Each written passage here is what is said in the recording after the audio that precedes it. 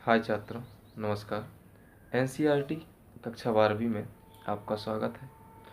हम पढ़ रहे हैं कक्षा 12वीं का चैप्टर फर्स्ट, जिसका नाम है संबंध एवं फलन। आज हम पढ़ेंगे प्रश्नावली 1.1, जिसका पहला सवाल है, निर्धारित कीजिए कि निम्नलिखित संबंधों में से प्रत्येक स्वतुल्य सममित तथा संक्रामक है। हमें चेक करना है कि जो दिए गए क्वेश्चन है वो स्वतुल्य है कि सममित है या संक्रामक है। और पिछली वीडियो में हमने पढ़ा है कि आर सममित कब होगा, स्वतुल्य कब होगा और संक्रामक कब होगा। तो पहला क्वेश्चन है कि समुच्चय ए इज इक्वल टू 1 से लेकर 14 तक अवयव दिए हैं। में संबंध आर इस प्रकार परिभाषित है कि R is equal to x y such that 3x minus y is equal to 0। तो क्या क्या दिया है, सॉल्व कर लेते हैं इसको। दिया है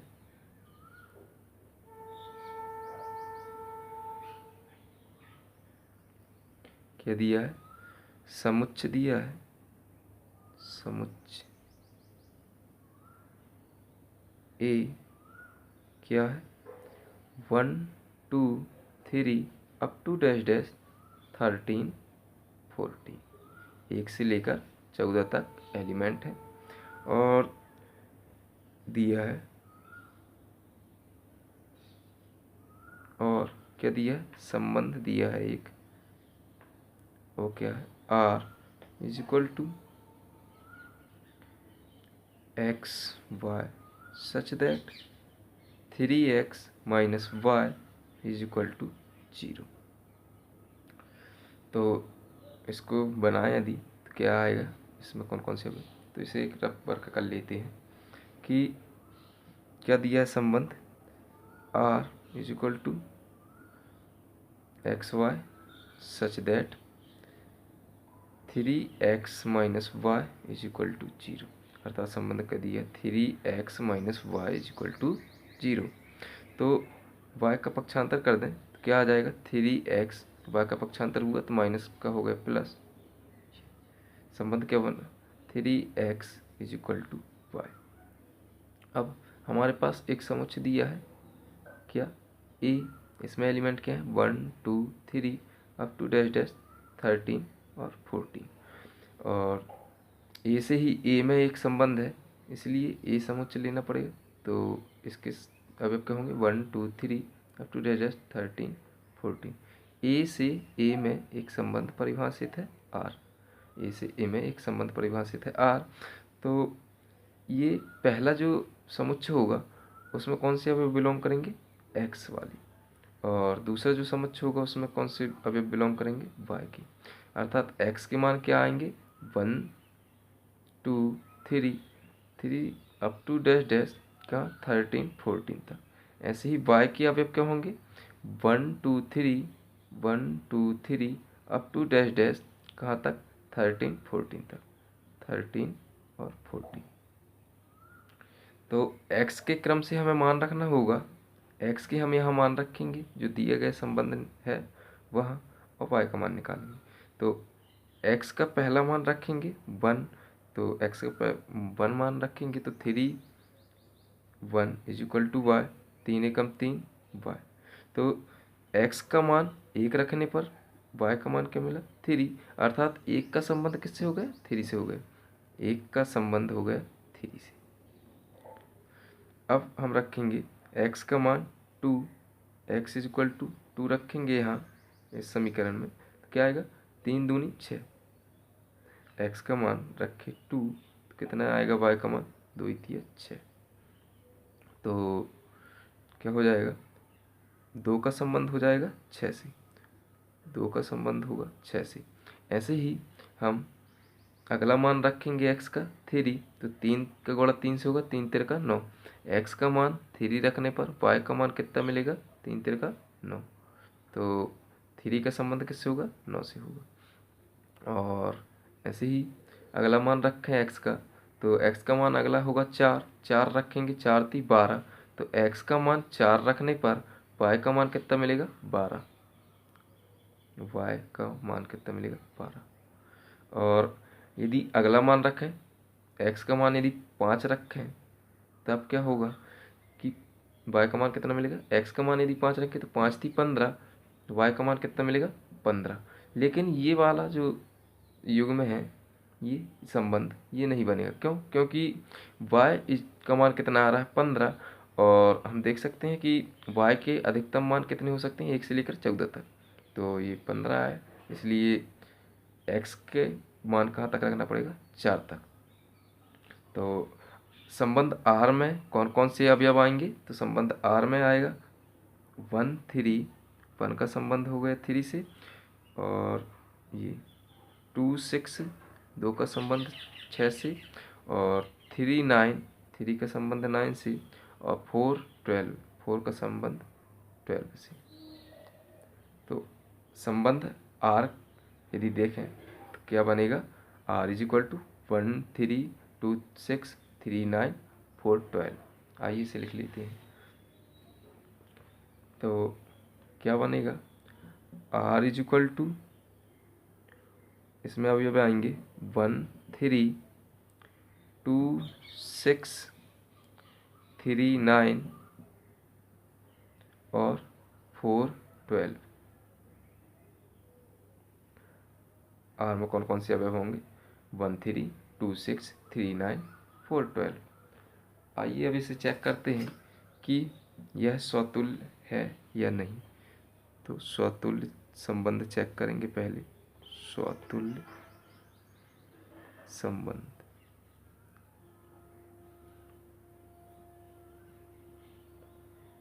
स्वतुल्य संबंध चेक करेंगे। तो स्वतुल्य कब होता है इसे भी समझ लेते हैं।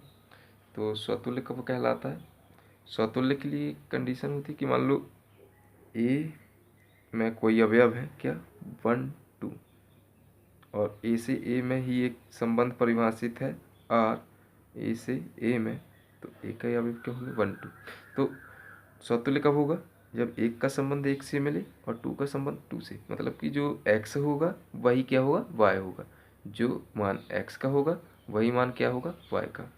तो यदि इस कंडीशन मिल रही है इस प्रकार से, ऐसे 2 का संबंध 2 से, यदि इस प्रकार से कंडीशन मिल रही है तो ये स्वतुल्य होगा, वरना नहीं। इस क्वेश्चन में जो दिया है इसमें क्या है, 1 से लेकर 1 2 3 अप टू डैश डैश 13, और यहाँ 4 3, और ऐसे ही ये 1 2 3 डैश 13 14, ए से ए में एक संबंध हो गए R। तो यदि स्वतुल्य कब होगा, जब एक का संबंध एक से हो, 2 का संबंध 2 से हो, 3 का संबंध 3 से हो, ऐसे ही 13 का संबंध 13 से, 14 का संबंध 14 से।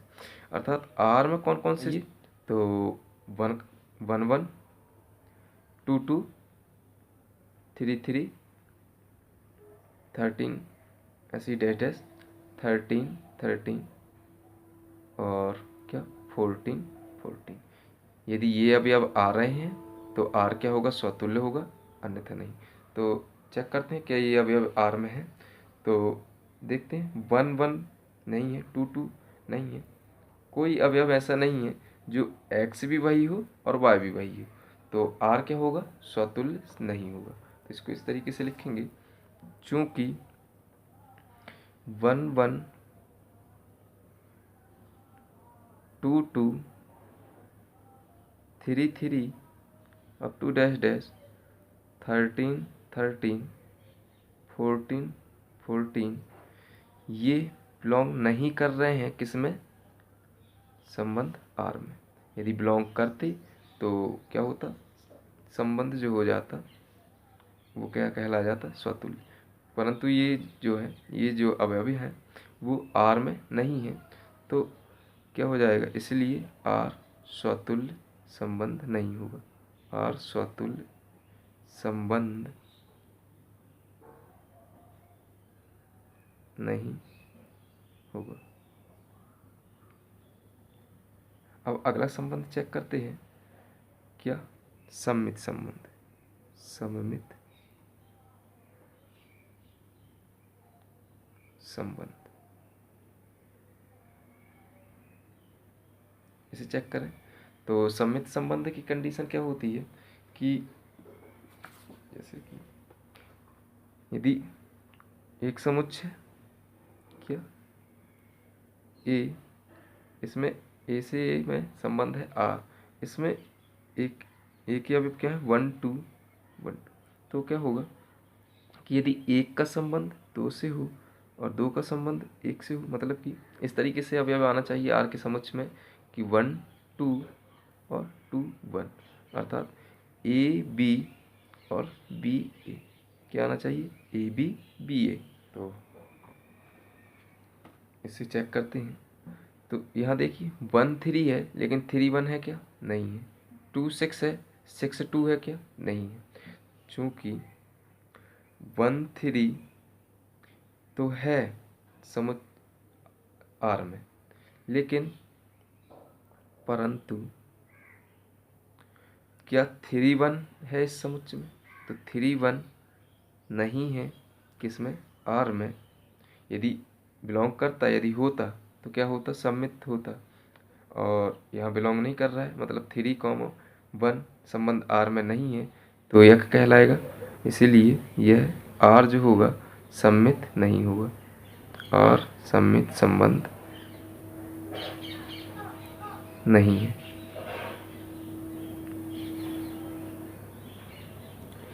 आइए अगला चेक करते हैं। अगला क्या है, संक्रामक संबंध।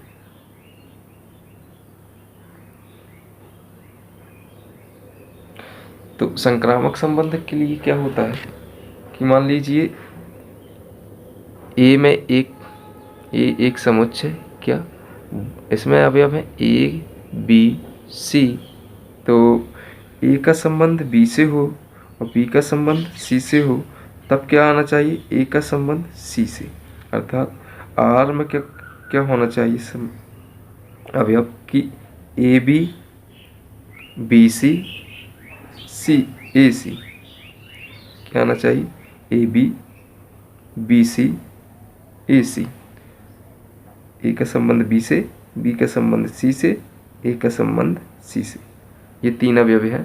तो क्या होगा, आर जो होगा संक्रामक होगा, अन्यथा नहीं। जैसे कि इस क्वेश्चन में जो संबंध है, तो देखिए इसमें दिया है 1 3, क्या दिया है 1 3 और 3 9।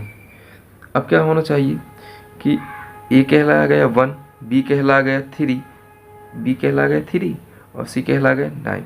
तो 1 का संबंध 3 से हो गया, 3 का संबंध 9 से हो गया, तो 1 का संबंध भी क्या होना चाहिए 9 से, मतलब कि आर में क्या आना चाहिए, यदि ये एलिमेंट है 1 9, तो क्या होगा, ये आर संक्रामक होगा, अन्यथा नहीं होगा। तो इसमें चेक करते हैं कि क्या 1 9 अवयव है, तो 1 9 अवयव नहीं है, इसलिए क्या कहलाएगा, सम्मित संक्रामक नहीं होगा। इसको इस तरीके से लिखेंगे, चूंकि 1 3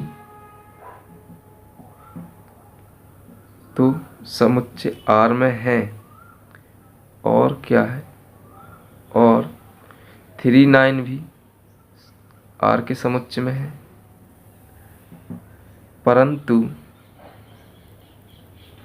1 9 है क्या, तो 1 9 नहीं है, 1 9 नहीं है, इसलिए यह क्या होगा, इसलिए आर संक्रामक संबंध नहीं होगा, आर संक्रामक संबंध नहीं है। अब इसे किस तरीके से लिखेंगे, अतः आर ना तो स्वतुल्य है, ना ही सममित है, और ना ही संक्रामक है, ना ही संक्रामक है। ये हो जाएगा आपका आंसर। हमें यही बताना था कि क्वेश्चन में कौन सा स्वतुल्य है, कौन क्वेश्चन स्वतुल्य है, सममित है, संक्रामक है। तो हमने चेक कर लिया कि ये जो दिया गया पहला क्वेश्चन था, पहले का पहला, वो ना तो स्वतुल्य है, न सममित है, ना ही संक्रामक है।